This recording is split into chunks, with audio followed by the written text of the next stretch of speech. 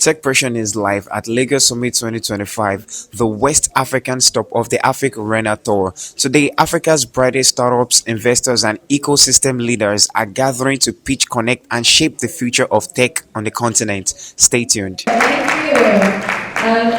a percentage from our agents, trip collectors, and cooperative partners.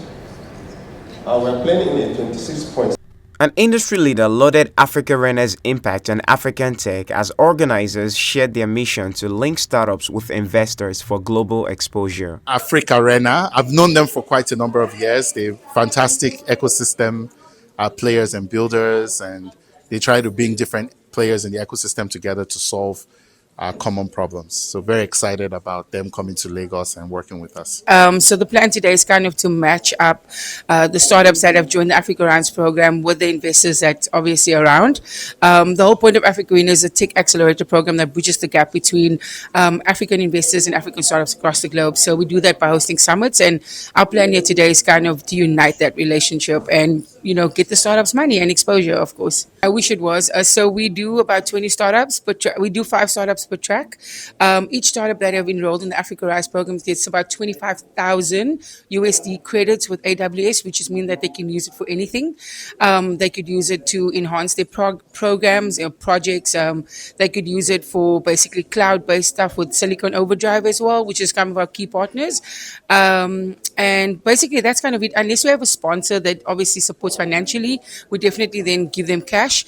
But also, we then match the winners up to more investors, but also the winners get a secure spot, I would say secure spot in our Grand Summit at the end of the year, which is in Cape Town in December. Experts and professionals showcased their innovations and shared insights on funding, collaboration, and business growth. The way I would recommend, or the way we go about local context, is we literally travel to the country. So if we know that we want to go to Kenya, for example, and first of all, they will first of all decide what country do you want to expand to, and that decision comes from conversations with our business clients, right? So if we get a lot of requests of, is Paystack in Kenya, is Paystack in Ghana, we start realizing, okay, we need to actually have operations in Ghana, for example. So the first thing is we speak to the customers first. Then the next step is, okay, we need to actually travel to Ghana. Like we actually have to spend 1 week in Ghana, for example, talk to the Bank of Ghana. We have a list of regulators that we need to meet, regulators and the bank partners, because Paystack is a payments company. So for us, for Ghana, it was Bank of Ghana that was literally top of mind for us. So we were like, okay, who do we know in Bank of Ghana, right? Who are the influencers? Who are the decision makers? Who is the team that we need to meet with? Fortunately enough, in Nigeria, we have a lot of good relationships with the bank partners in Nigeria, and they have relationships with bank partners in in Ghana, for example. So we use that as a kind of lead funnel, right? To say, okay, we know the Bank of Ghana MD, right? And then we have a meeting with the Bank of Ghana MD. We speak to the Bank of Ghana MD and say, okay, this is what we're trying to do. We're trying to, basically expand in Ghana. We have a lot of businesses that are based here and would like better payments.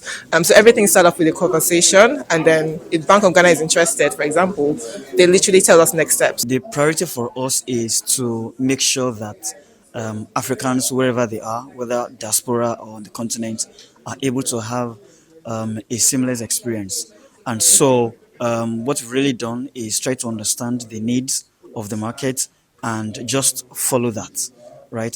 Get feedback from the market, understand the critical requirements, and just design our solutions around that. Our priority is to make our customers happy, and you just feel, once you understand that, you know what the needs are, and you just build your solutions around it.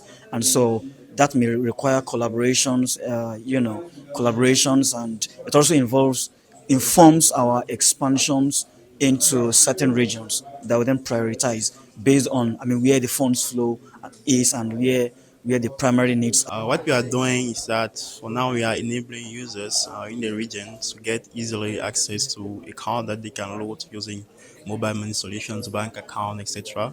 Adding on top of that, the possibility actually to buy for airtimes, have cashback on online purchase, etc. I think a lot of people kind of rush out to VC a bit too early, and as a result, they get burned.